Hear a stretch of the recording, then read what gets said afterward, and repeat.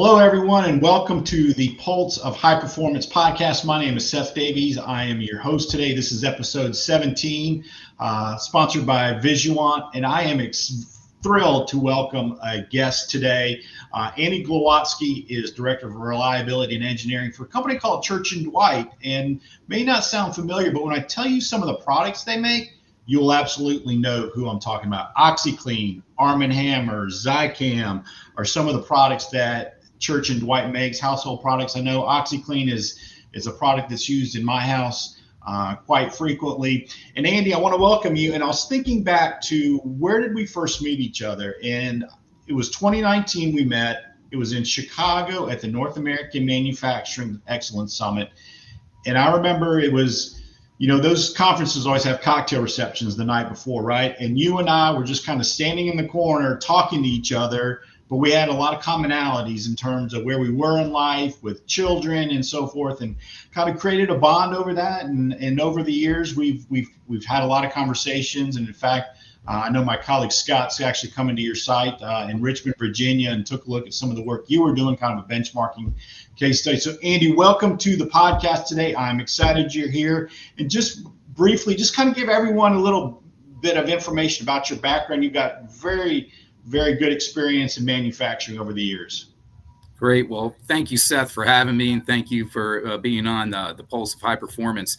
Love the title of the podcast, and yeah, I do remember that NAMES conference, and I think I went to two of those, and it was great meeting you and meeting so many great companies and great passionate people about manufacturing.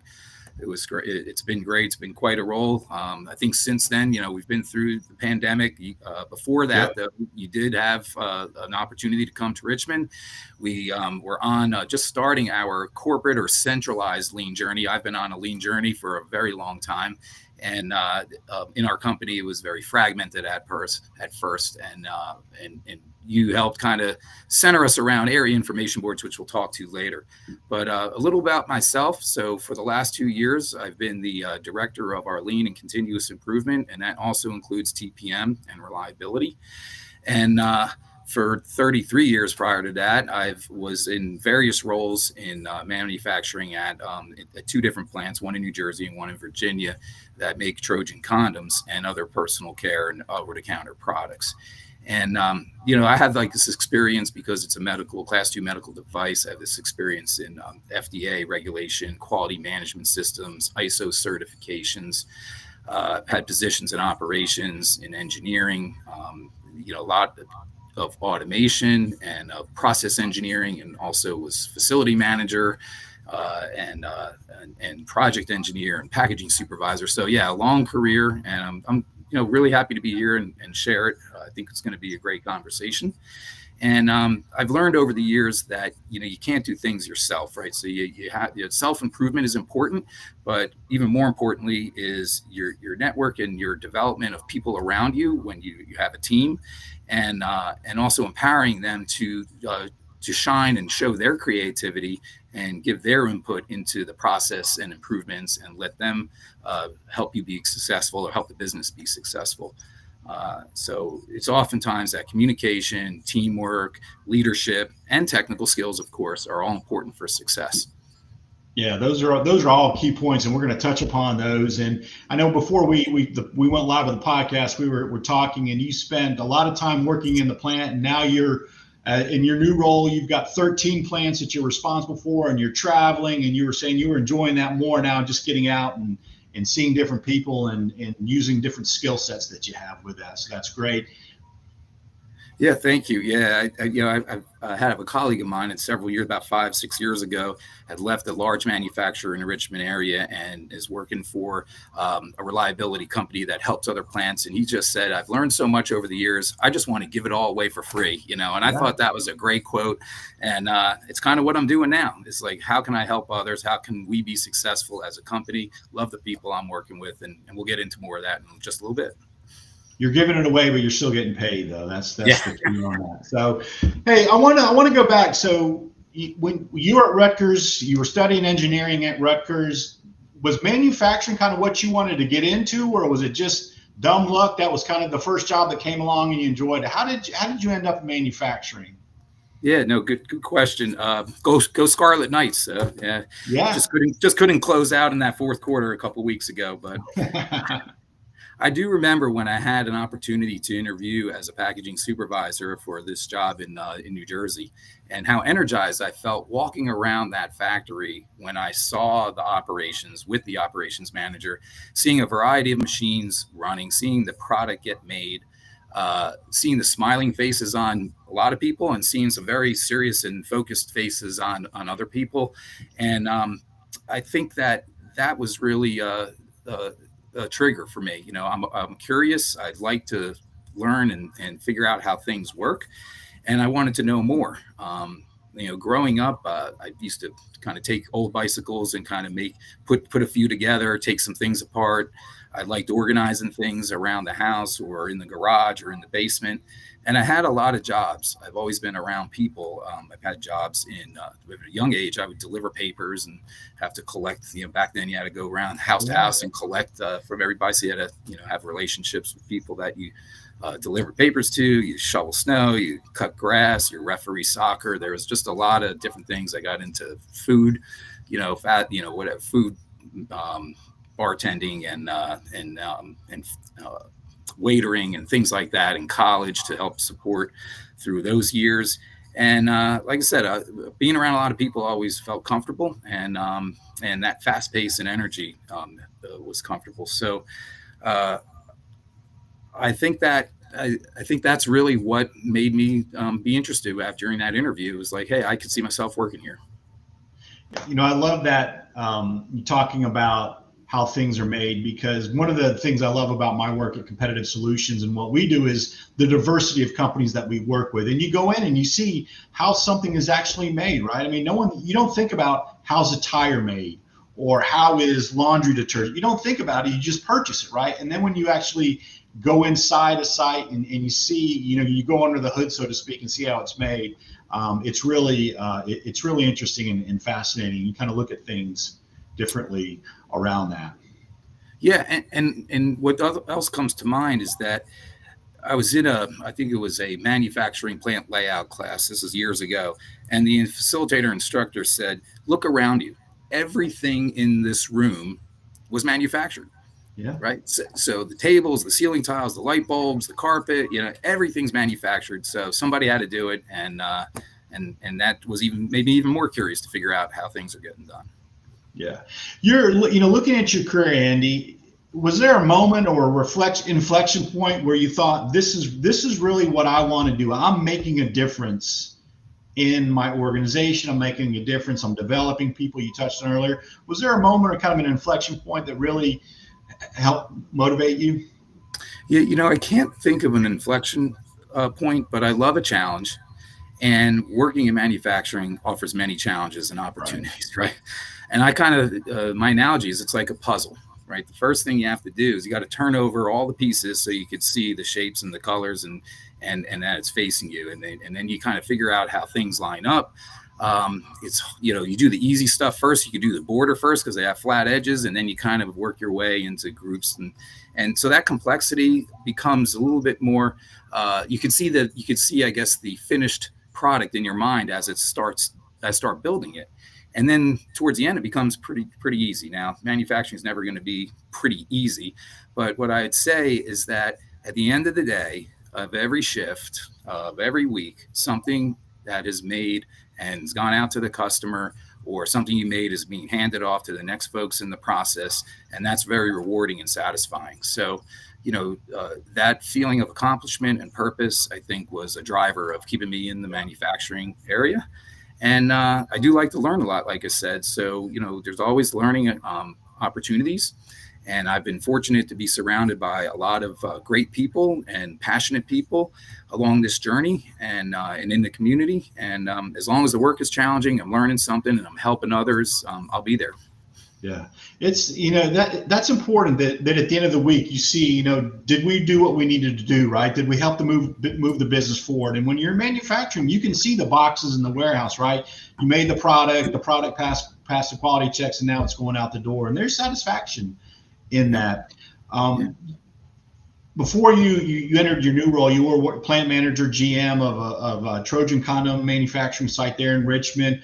Now you're in the lean side, the engineering, reliability. Talk a little bit now that you've got 13 plants. What are your responsibilities? I know you're traveling this week to one of the plants. Kind of what does that look like for you and what you're doing? Sure. We're part of the supply chain strategy. We help improve production efficiency, safety, quality, try to remove ambiguity and variation from the process. And lean, as you know, is all about reducing waste. Yeah. And waste comes in so many different ways. And we know about the TIMWOOD and the acronym for 8 wastes. So the lean and reliability is all about helping others be successful, helping the business be successful, helping people grow, and increasing our competitiveness, right? Lowering our costs or improving our safety, improving our quality, our delivery, our on-time customer service. All those things are projects. So it's still a variety. There's still a lot of challenges. What I like about lean is the structure that it provides. And we have one of our pillars is to help with prioritization on impact and difficulty. So that way we know that we're fishing where the fish are, and that we use our time wisely, because we don't have unlimited resources, we don't have unlimited money, and we got to be intentional about where we put our work. So the structure and the programs that we put together has been driving results and helping us improve. And we also deliver training to the shop floor employees, so that learning and the development, there's people at different levels of knowledge and skills, and we try to identify what those baselines and needs are for the jobs, and what the skills that are needed, and provide the training programs to help them to be successful. That's so important too, Andy, because when you bring those concepts, the lean concepts, bring that down to the shop floor, those are the people that are actually doing the work, right? That are making the product. They're the ones that are closest to it and can identify, areas of opportunity, bottlenecks, waste. So by educating them, creating that awareness, that's what truly drives the high performance in the organization. I agree. Just to add on that is, I always tell people, we don't want lean and reliability or TPM to feel incremental to our work. We want it to be how work gets done. So what I mean by that is that if we're doing something where because a standard requires it, we should question whether or not we're taking action on it, we're making a decision about it, somebody's getting value out of that. If that's not happening, then we should question why we're doing that and see if we can eliminate that and simplify. Yeah. One area that we touched on earlier and we collaborated on was area information centers. And I know at your site in Richmond, you set up area information centers. Some people call them tier boards, communication boards. Talk a little bit about, what your plant was like before that, and how area information centers, by connecting employees to the business, how that kind of transformed and really helped improve things. Sure. So area information centers, we call them SQDC boards, safety, quality, delivery, and cost. Okay. And that's part of our visual controls pillar of our lean program and our lean standards. And prior to that, we did have some line boards around, but we didn't always have like a department board or a centralized board for the whole functional area. We needed to assure that we had a method of being transparent, delivering information, and receiving information. So these are two-way communication portals in proximity to where the work gets done. They display the targets and expectations, and then whether it's hour by hour or every 2 hours, there's a feedback on how the operation's performing against targets. And that's very important, because that real-time feedback is so important, because we're able to measure it, and we're able to take action to correct things, or we're able to take the time to really recognize people that are doing great things, or understanding why the process is running well, and maybe we could leverage that type of success in other areas. They serve as a data collection point, as I was saying, like OEE, downtime, maybe quality defects, first time right, things like abnormalities, and then countermeasures. So they can also serve as a reference later on for how to fix something in another area, or if there's a repeat problem, what did we do that last time to fix it? And sometimes if the fix doesn't work, then we recognize that we didn't really find the root cause. So it can drive problem solving activities too. I tell people that when you first introduce them, some people are hesitant to write on the boards, and it feels like a little bit more of a chore. But what I tell them is that that's their voice when they're not there. So if you write an issue down and you call, it's basically a call for help, or you have an idea, because some of these are idea generators too that we have a spot on the board for. Then when you're home or you're off, that idea, somebody else is seeing that, management's seeing it, other coworkers are seeing it, and maybe somebody's going to help work on that. And the expectation is that we do. And that way, you don't have to go to sleep thinking, oh, this is going to be stressful when I get back. So I think I see those area information boards as reducing stress in the environment, because I've written it down. It's kind of like at night, you have an idea, you write it down, you can go to sleep. Yeah. And you touched on a couple of key points, right, about the data, right? And every organization's got data, but the key is, what do you do with the data, right? Yeah. So when that data comes in, Andy, I mean, how is it disseminated? How is it utilized to make adjustments, make changes? So it's not just a report or a piece of paper that's on the wall that's there, but we don't take action. What's the process look like there? Yeah, sure. First you get to see trends with that data. So, there is information that every 24 hours or so that'll get, or every 12 hours, whatever the frequency is, to erase and then rewrite what's going on. But that data does also go to electronic files that we can see trends. And then when you establish categories for unplanned downtime, then you can create Pareto charts, and you can start to see the frequency or the duration of the downtime, and then get into causes and see you prioritize where you want to spend that time to reduce losses the next day or the next week or the next month. Yeah. So that's how we do. Yeah. And connecting the employees to the business, right? And one of the things that we've seen with area information centers is, it's not in addition to your job, it's an enabler of your job. It's going to help you do a better job by, to your point, putting down issues and challenges. And so when senior leaders are doing their Gemba walks or they're coming out, they see, what's happening in this area. What can I do from a leadership perspective to make those changes? But it's also, I've seen in some of the clients that we've worked with around area information centers, it's the opportunity to showcase, here's the good work we're doing. Look, we're green on quality, right? We're green on safety. Look how we're performing with that. Yeah, that is in alignment with our behavior-based safety programs too, is that we want to go out there, and 95% of the time we want to do a positive recognition. Thank you for wearing your PPE, doing a great job.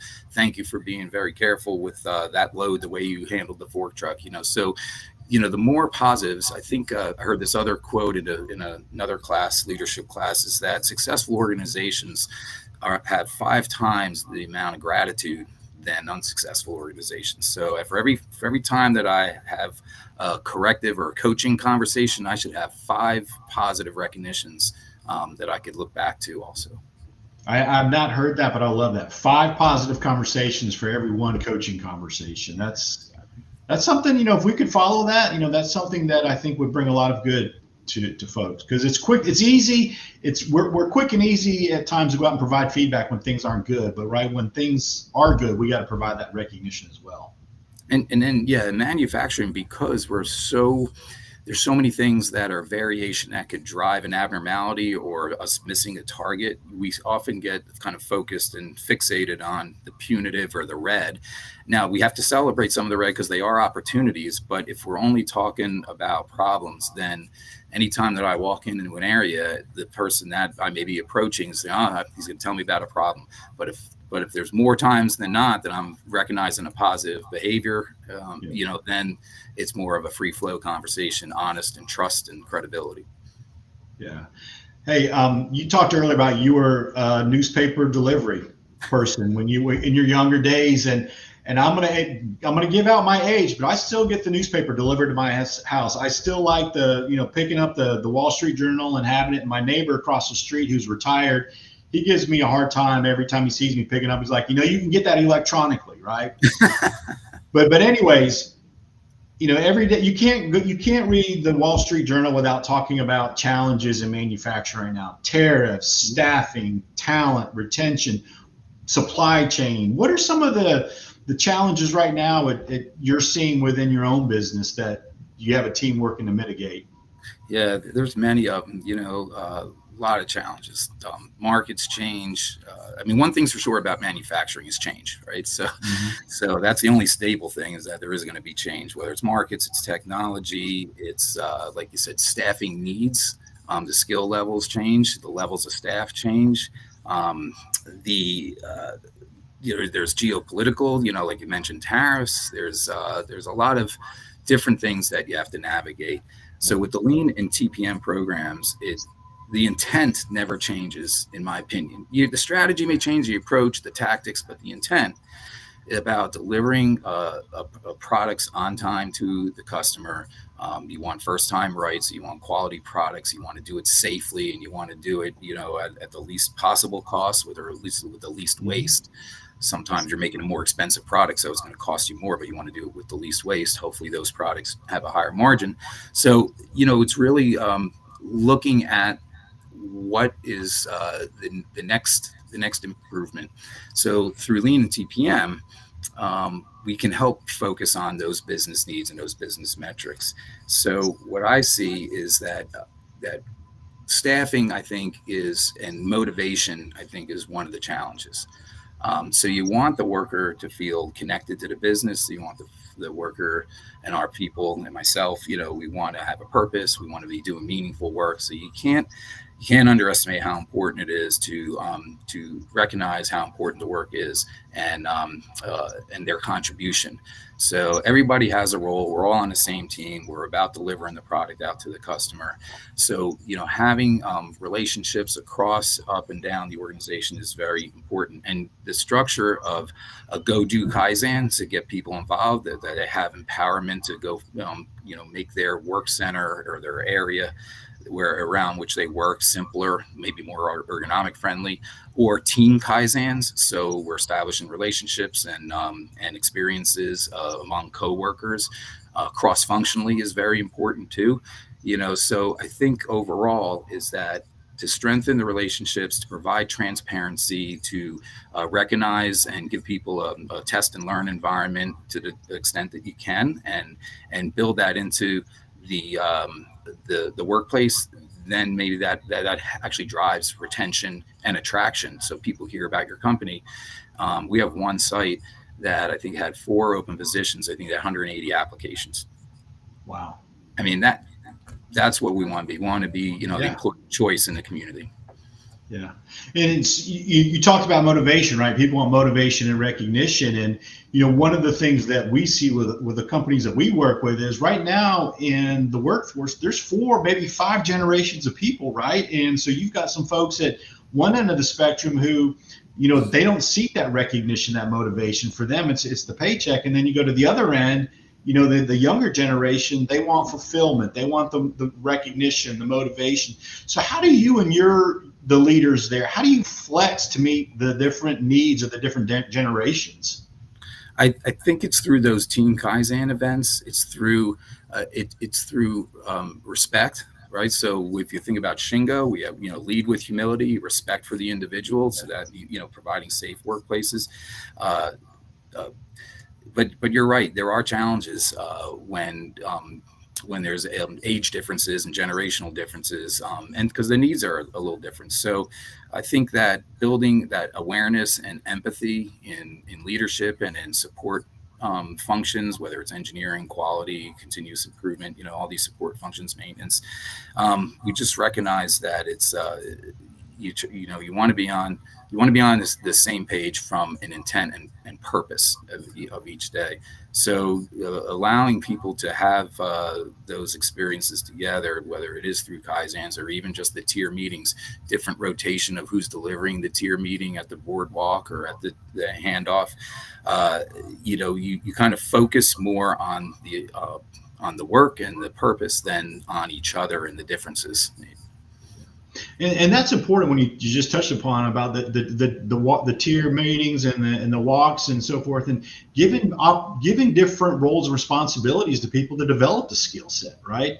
To know that there's a path for me and I can try different things and I can be the facilitator for the next 30 days, or I can be the action keeper for the next 30 days, or maybe I'm maybe I'm chosen to go to the tier meeting above me to brief out on our performance. I mean, that's what people are looking for, and that's important. That when we come together, it's not a monologue of just the leader talking, but it's a dialogue of all the employees coming together as well.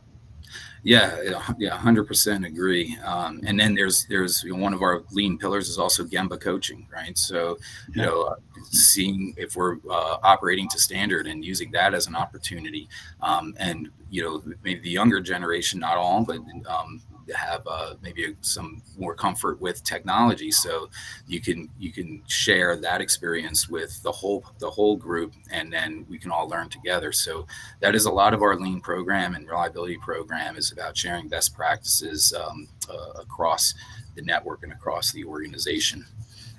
That's been very, very successful. We have something called communities of practice meetings, and that's where folks who either have similar jobs or work on similar equipment throughout our network can get together at regular intervals and talk about how they're doing PMs or CILs or inspections.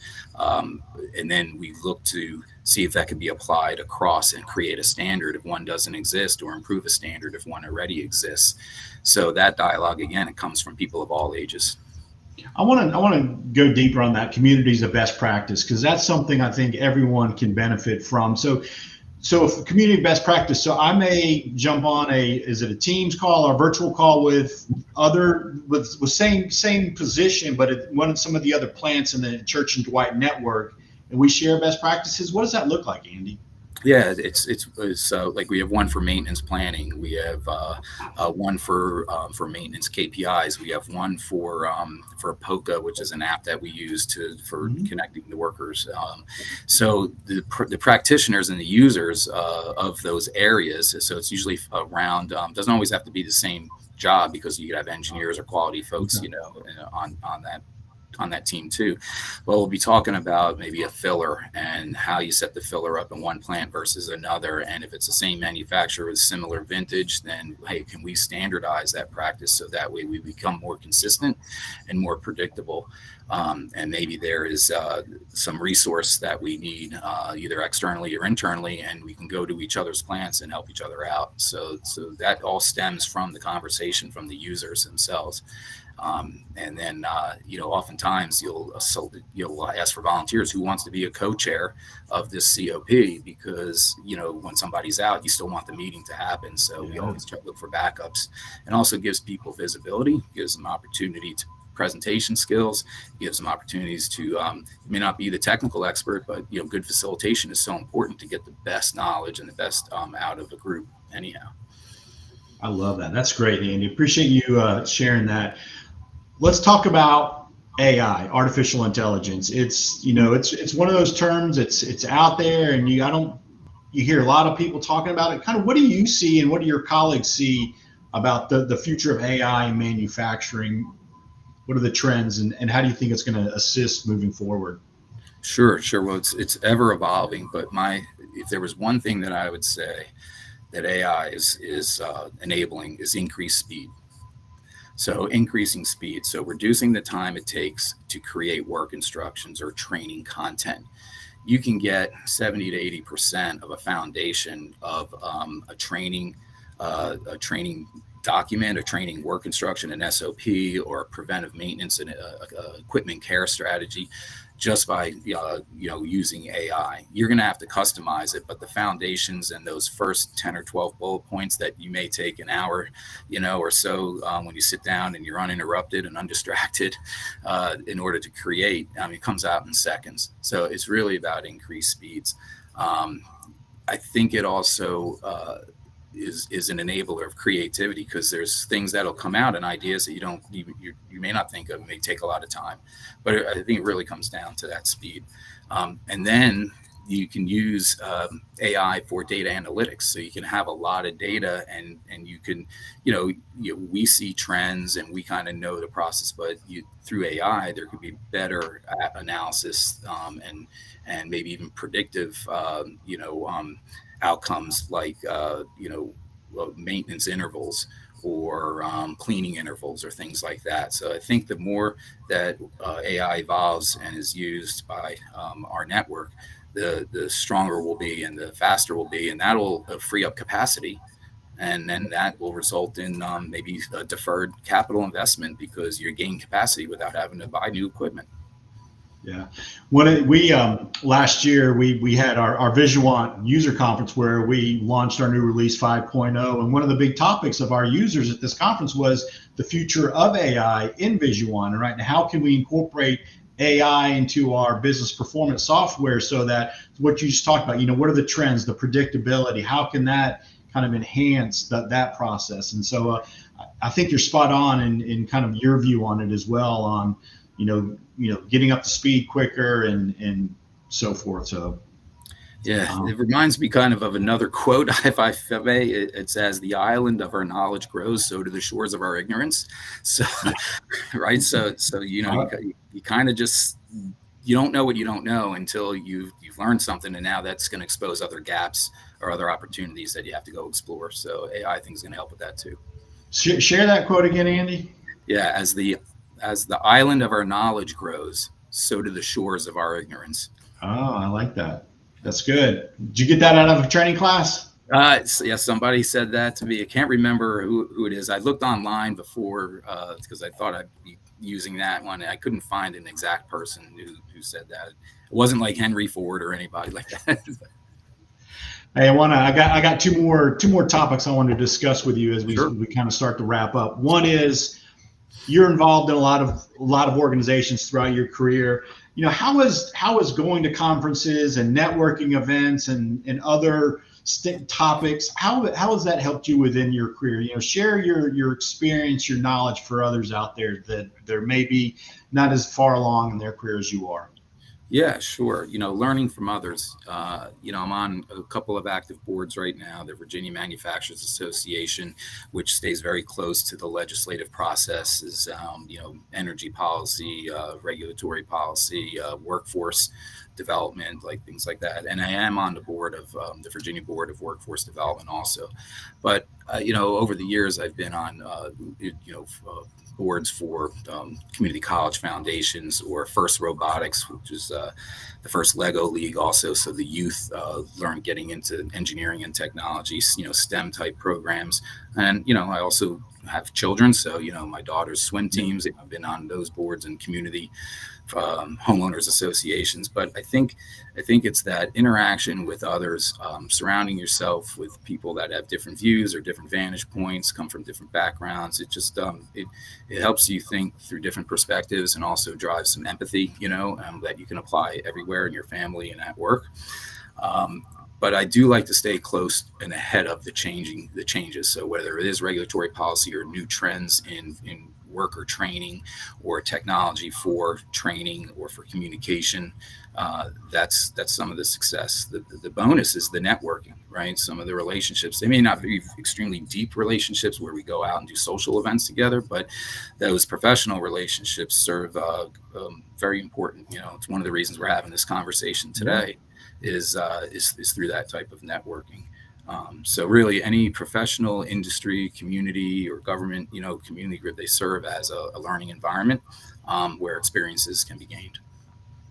I think that's so important to get out of your office and go out and go to conferences or networking events, just to hear other voices, other perspectives, trends. Because I think at the end of the day, leaders are facing some of the same challenges, right? And it's a whole lot easier if you, instead of trying to figure it out yourself, if you share from others. And that's why I like going to the conferences and hearing, what, best practices and case studies on what companies are doing to change the way they're working and change the way they go to market and make products. Because I think we benefit each other when we do that. Yeah, absolutely, 100%. So looking at you and I are both we're not at the end of our careers, but we're getting there, right? And we've seen a lot in our time, but look at your career as a leader. What were some of the characteristics of good leaders for you that really helped you kind of shape where you are today and gave you your vision and your values and so forth? Yeah, just a couple things come to mind. Good communications and good listening, humble and approachable, right? And kind of like the 5 positive things, is someone who's inspiring and encouraging, right? So someone who's positive. A servant leader has all of these kind of qualities, and that servant leader knows also that their job is to remove obstacles, will provide vision, right? But then remove obstacles or provide resources, and then just get out of the way, because I've been, it took a while, right? When you start out, you want to do a lot yourself, and you want to show what you can do. And when you don't know something, you're working maybe twice as hard to do your homework to try to get the right answer. But as you get into leadership positions, it's more about navigating the vision, understanding, keeping focus, setting some boundaries around the work that needs to get done, because you can get overworked. Your people can get overworked. So, getting out of the way is real important, because other people will do. It's that multiplier effect. It's like that 5th level of leadership. If you ever read any of the John Maxwell stuff, right?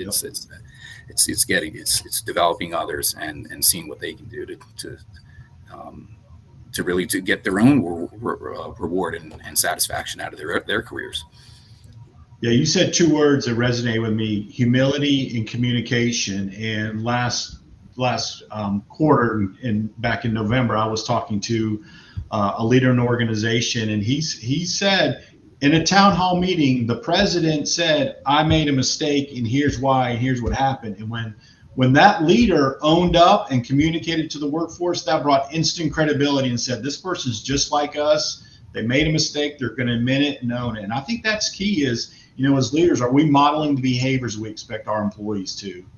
Yeah, exactly. Trust and credibility is so important. Yeah. Well, Andy, I want to thank you. I know you're very busy with the work that you're doing, but any closing comments, anything you want to share with our audience that to take away from our conversation? Yeah, well, thanks again for having me. I would just say, you're on this manufacturing journey. It doesn't end, right? There's a destination out there, that you mentioned. Maybe it's retirement, but even when you're retired, you're still going to want to stay busy. You want to keep your brain working and physically active and things like that. So I just hope that, sharing my experiences today has provided some value to the audience and contributed to the mission of this podcast and our businesses. No, Andy, I appreciate it. You have definitely shared your experience and given some good information out to our audience, and thank you for doing that. Thank you for taking the time to do that. I am your host, Seth Davies, with Competitive Solutions, sponsored by Visuant. I want to thank Andy for joining us and sharing his knowledge on that. In our next podcast, we've got Darren Alfano, who is the senior leader of people at Novasys, which is a life science company coming up. And so we look forward to seeing you at podcast number 18. Thank you again, Andy. Thank you. Have a successful 2025.